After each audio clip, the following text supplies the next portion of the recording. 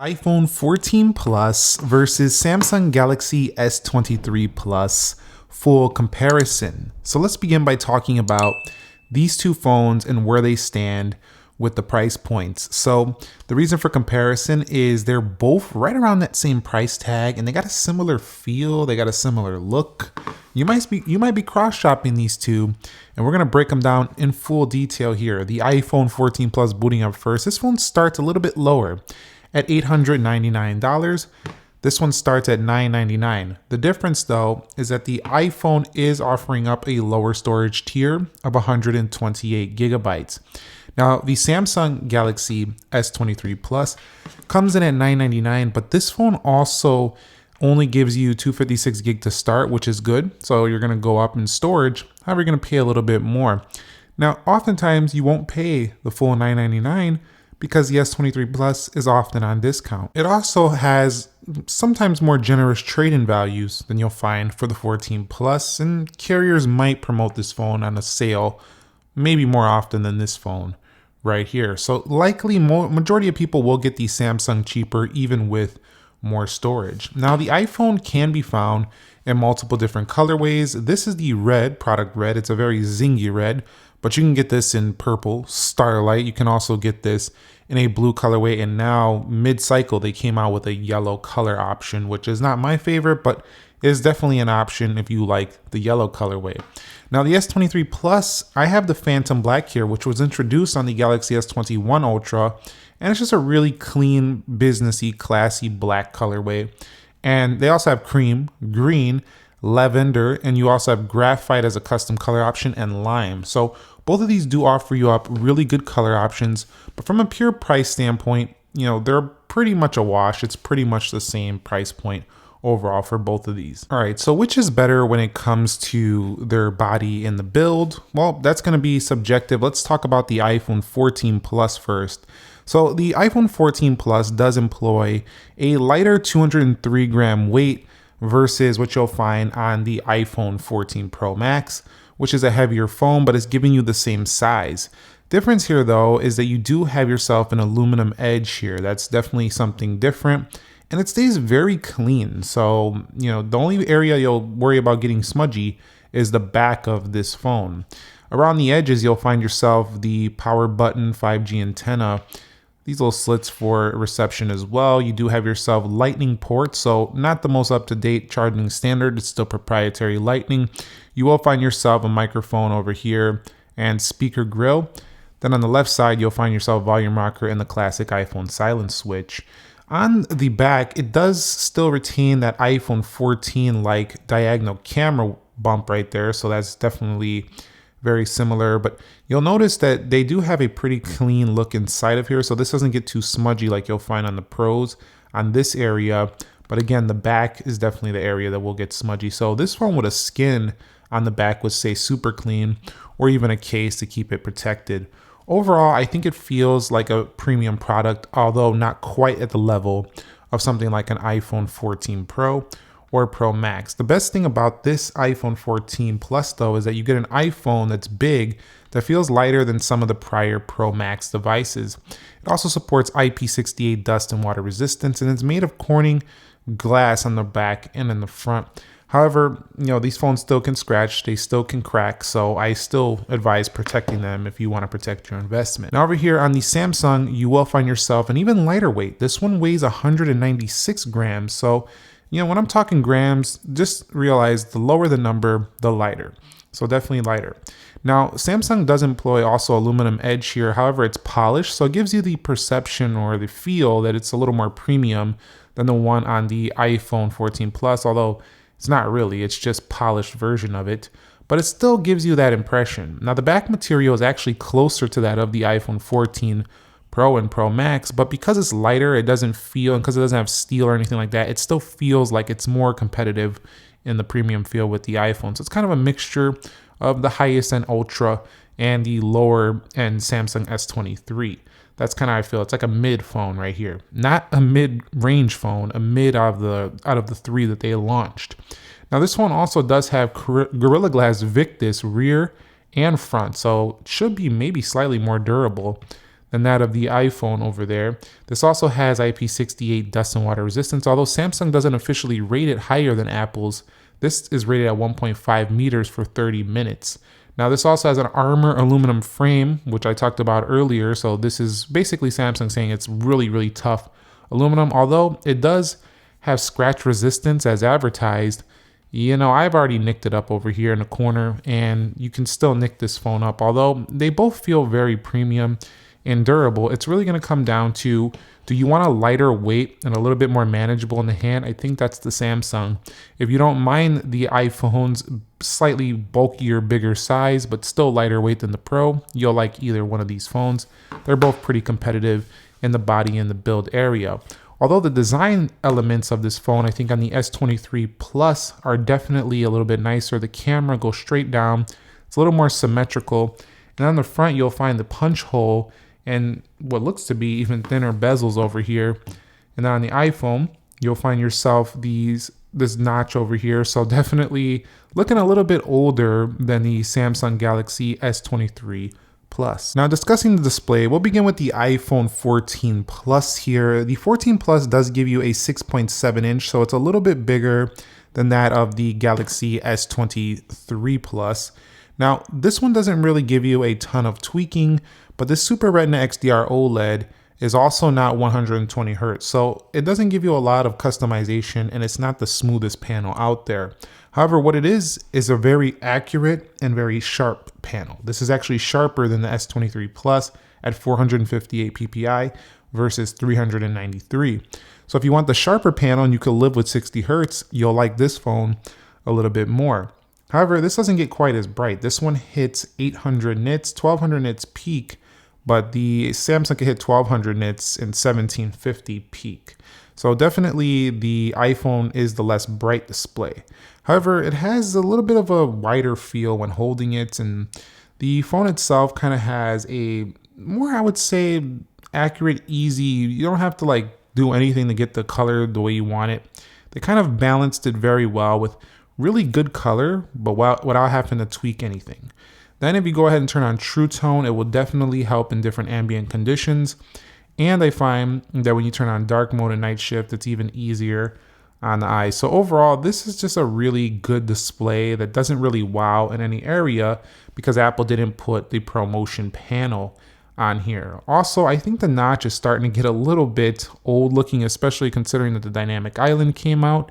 Although it still is modern because there are other iPhones, lots of them on the market with it. Eventually, it's kind of like the Touch ID button, like how that was around for a while. I feel like this is still going to stick around. You'll probably see it in TV shows and movies when people are using iPhones. But eventually, I think the notch is going to go away entirely, and this will start to look old in a few years. So that's not my favorite addition here. Also, even though this is a much larger display, there's no way to split screen, and this phone doesn't turn into a landscape orientation. But I honestly would pick this one if I just cared about sharp text. It has sharper text. But other than that, let's talk about the Samsung here. Now the Samsung panel is actually the more vivid panel. So if you go over here to display, and you put on adaptive motion, you'll get 120 Hz. But take a look here at the screen modes. You can change different warmth levels or cool levels. You can also change advanced settings like RGB settings. And you have natural here, which is more closer to that of the iPhone 14 Plus, but a hair less vivid than the 14 Plus. So the 14 Plus's display is actually somewhere between Samsung's vivid and natural mode, I find.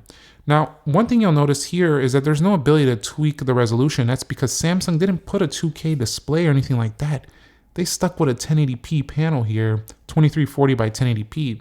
Now, to me, that's an L, that's a loss, because at this price point, I would want higher, pixels per inch. However, this has two distinct advantages. One, this display is a lot smoother feeling than the iPhone 14 Plus, and it's very evident when you have the 120 Hz on.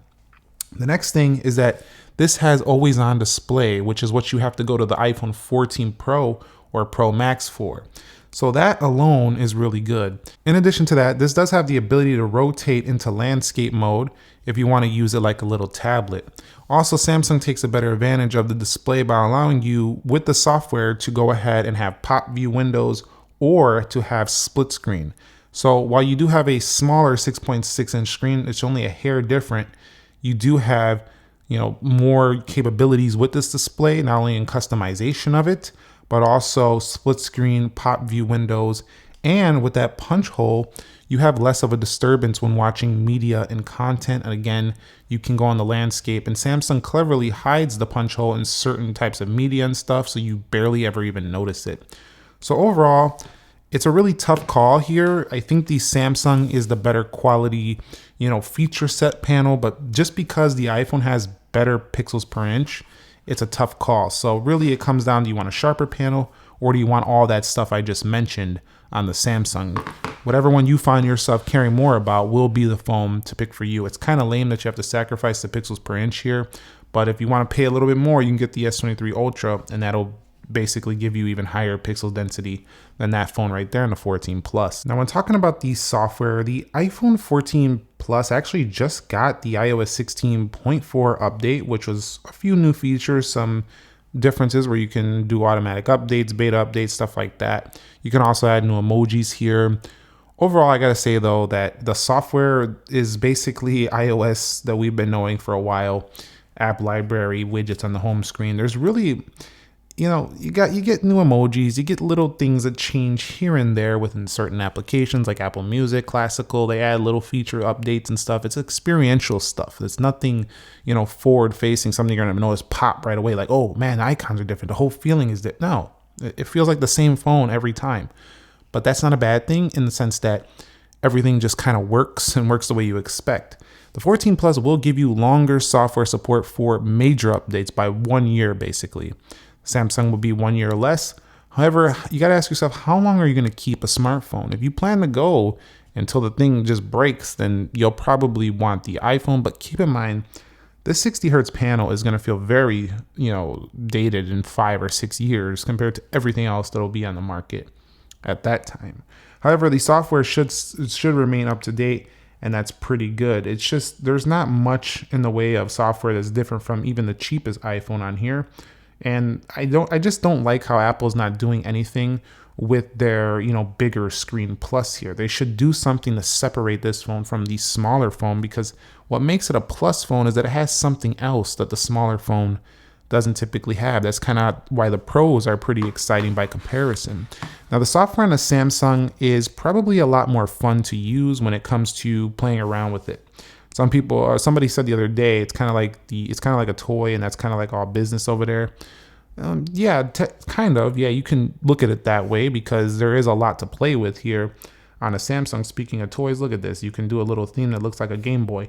So definitely, speaking of toy, you can play around with this a lot of customization built right in.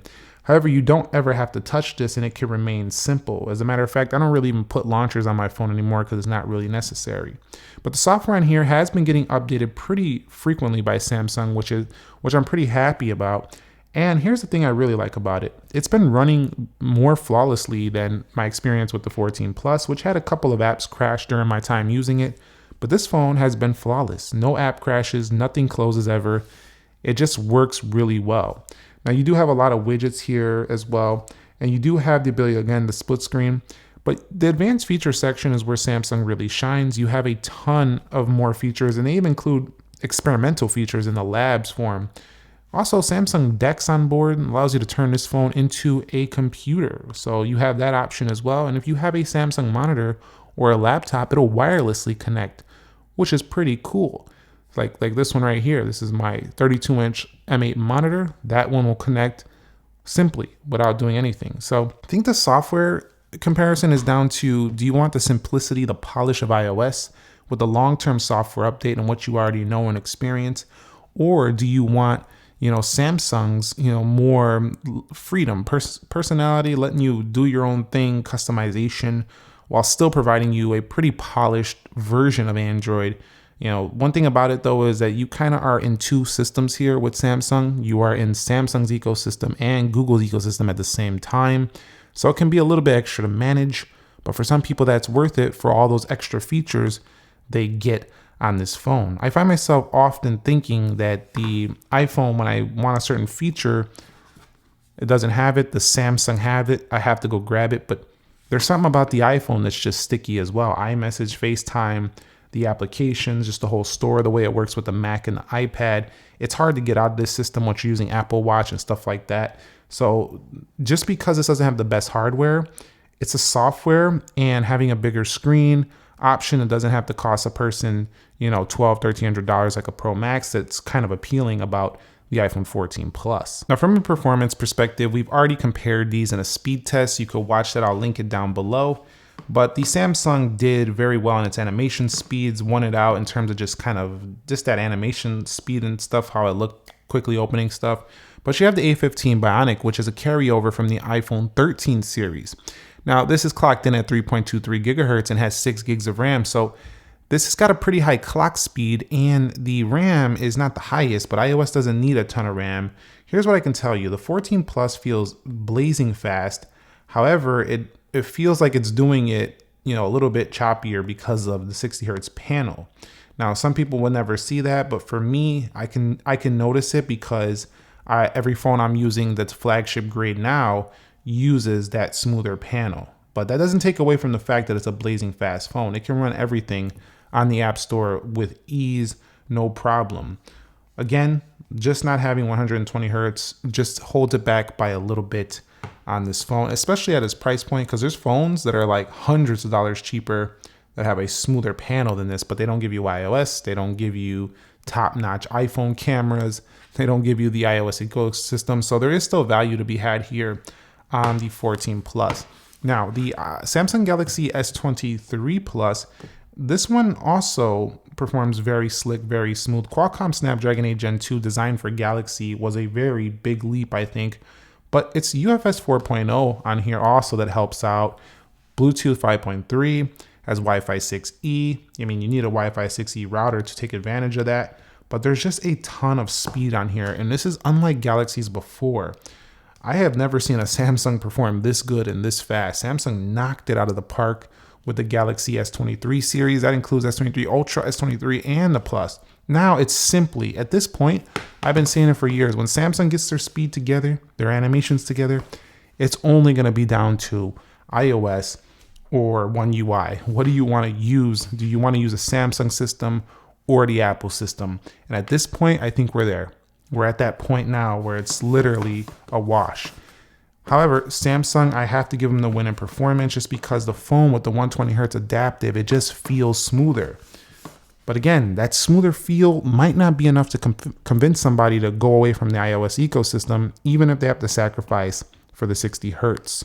So again, the performance won't be the deciding factor, but rest assured, if you decide to pick Samsung or Apple here, you're going to be very happy with performance. But keep in mind, Samsung has a few things over at Wi-Fi 6E, and it does have USB-C. You have NVMe storage, but you're doing it through Lightning, so you kind of are limited, and you have to have that extra Lightning cable if you're using a USB-C MacBook. Keep that in mind. All right, so let's go ahead and talk the differences in the cameras. This one is a pretty big deciding factor if you're trying to decide which to buy. The Apple device takes a more natural looking photo, a warmer looking photo, has an ultra wide camera and a single camera. Now, its zoom is pretty pathetic compared to the competition, topping out at a 5x digital zoom, which means that your zooming capabilities, while you'll have some, they're not going to be good and they're not going to look very sharp, especially when you start zooming on stuff you're trying to get some detail on.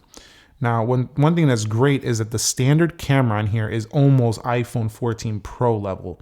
It doesn't have the same megapixel count, but what it does have is similar results if you're not in the RAW mode on the 14 Pro.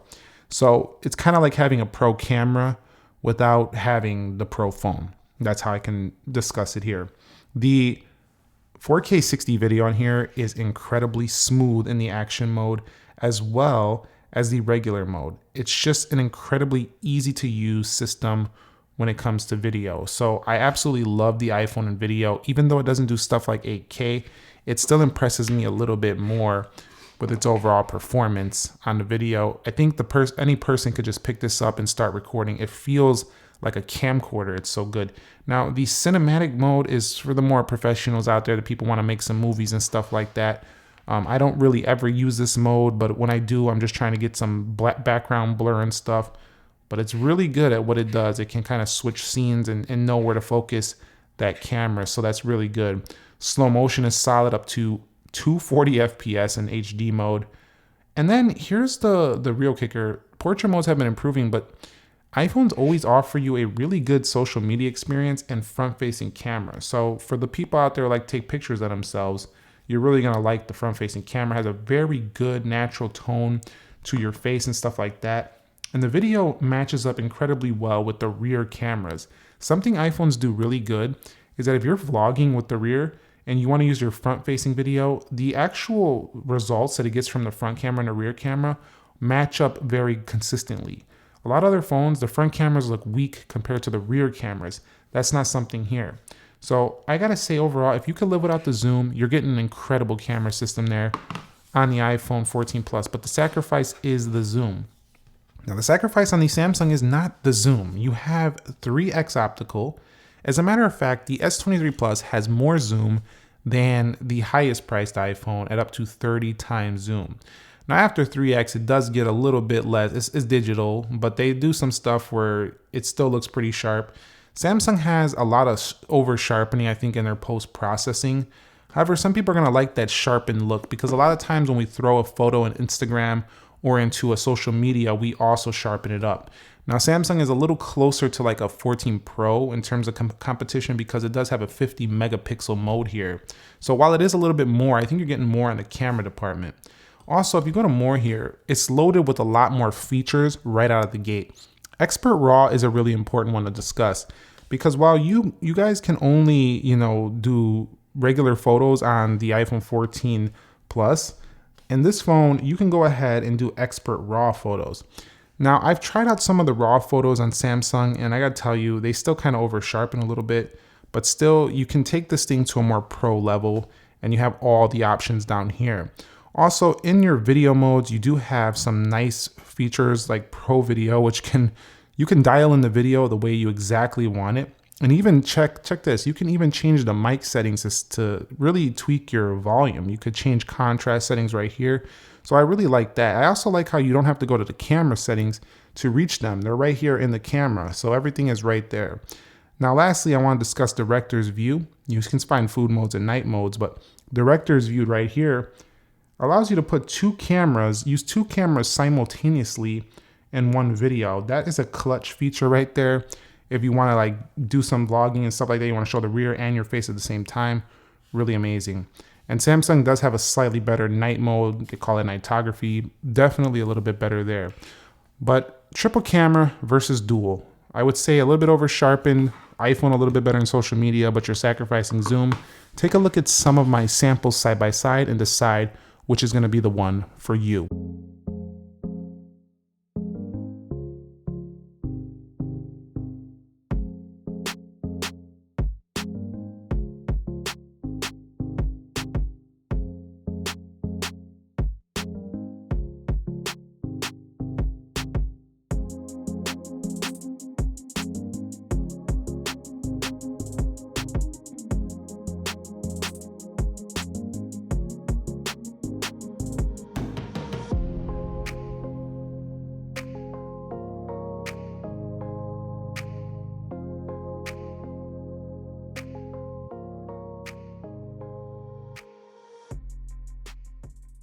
Now, discussing the battery life, Apple is giving you a little bit of a smaller battery as typical of Apple. They usually don't give as large of a battery as Samsung, but they don't typically need as large of a battery. But 4323, the iPhone 14 Plus, while I have been going in on it for not having 120 Hertz, that has saved it in the battery, not having the brightest display.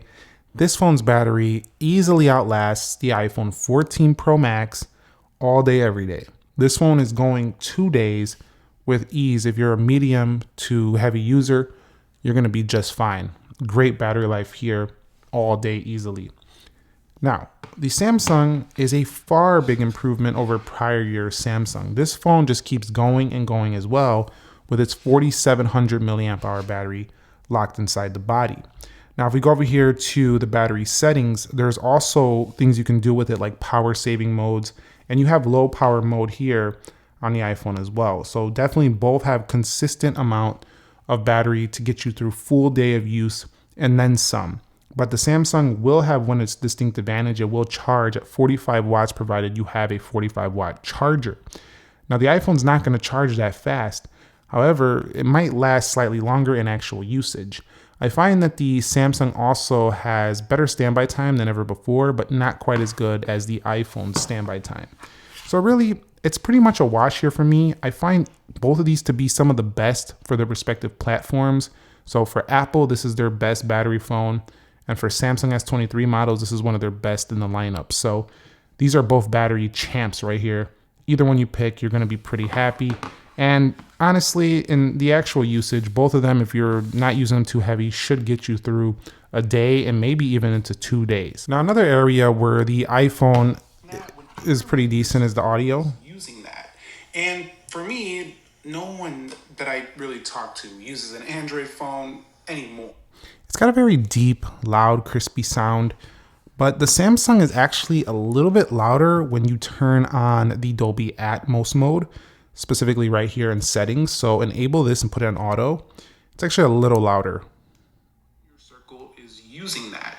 And for me, no one that I really talk to uses an Android phone anymore. So I find that if you want a little bit louder, get the Samsung. If you want a little bit, I would say the audio sounds a little crispier on the iPhone, but not as loud. So loud, slightly crispier, both very full, very good. Again, the average ear is not going to notice too much of a difference. You could fill the room with these phones, either of them, as long as it's a quiet room, and you'll be able to hear people on speaker quite easily as well. One thing I wanted to mention is a difference in a few extra features, specifically the keyboard. So the Samsung keyboard, in my opinion, is a little bit more useful. You do have a number row on here, no number row on the iPhone. Also, you have these features that will be built right in, like GIFs, emojis, Bitmoji. You have this stuff here as well. In the iPhone, emojis, you'll have that. In iMessage, you'll have all those GIFs and stuff as well. But the keyboard size is more customizable here on the Samsung. And I just find that it has a little bit more going on in the way of features in the keyboard.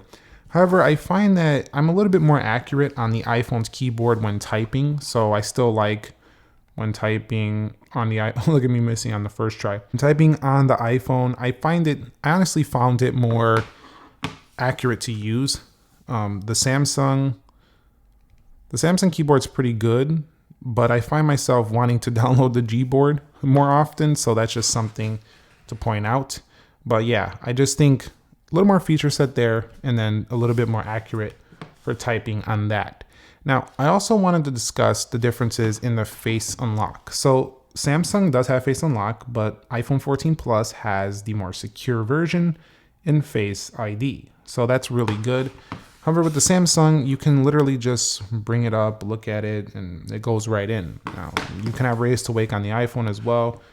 Just bring it up, look at it, and it'll go right in. However, you do have the more secure, not more secure, but you have the secure method of using the in-display fingerprint, which is something Apple's rumored to go to a in-display Touch ID eventually. So the Samsung feels a little bit more advanced in its unlocking features, whereas the iPhone 14 Plus still feels like an iPhone 10, which is not a bad thing. Face ID has been amazing for years, and it continues to do so. So pretty much even in that respect. All right, so talking about the phone call quality and connectivity, finally, both iPhone and Samsung are pretty much even here. No matter which Plus model you go with, you are gonna get really good reception strength and good phone call quality, with the Samsung speaker, again, being a little bit louder in speakerphone calls. You also have AirPod support and Galaxy Buds support, so you'll have very easy connectivity if you buy those wireless headphones that do attach to these. So let's wrap it up here. There's no more to discuss. We discussed pretty much everything about these phones. You know, full comparison, which one is better? I think honestly the answer is, if we're looking from a pure hardware perspective, I think Samsung is the better phone. Straight up, I think it's better value. It's giving you more camera, smoother display, and you know, it just looks a little more modern with its punch hole. The iPhone feels like a blown up iPhone 13 using similar parts that we've been using since iPhone 12 Pro Max. So the iPhone feels like less of a value, but here's the thing, value is subjective, and it's gonna be based on what software you like. So if you've been looking for a big iPhone for a while and you like the dual camera design, you want a lighter big iPhone, and you love iOS, you're not buying an Android phone, this is going to be the better pick here. However, if you're willing to be open-minded and try, Samsung or whatever, just try different platforms, I think you'll get the better overall phone with the Samsung device. Long-term, Samsung is supporting these for 4 years, 3 major, so you'll have this for a long time with plenty of support. Both of them have, wireless payments. You have reverse wireless charging on a Samsung. You don't have that on the 14 Plus. We can go on and on. There's features for days that are differences. But at the end of the day, I would say pick the 14 Plus. If you're really stuck on iOS and you want a big iPhone that's under $1,000 brand new, pick the Samsung Galaxy S23 Plus if you want the better, value phone with this size, and hardware. That's it for me. That's what I think about both of them in detail. Which one are you going to pick? If you found this video helpful, entertaining, do me a favor, click the like button for me. These longer videos do take quite a bit of time to produce and make, so I would appreciate that. I'll catch you on in the very next episode. Nick here. Be sure to be well, and peace.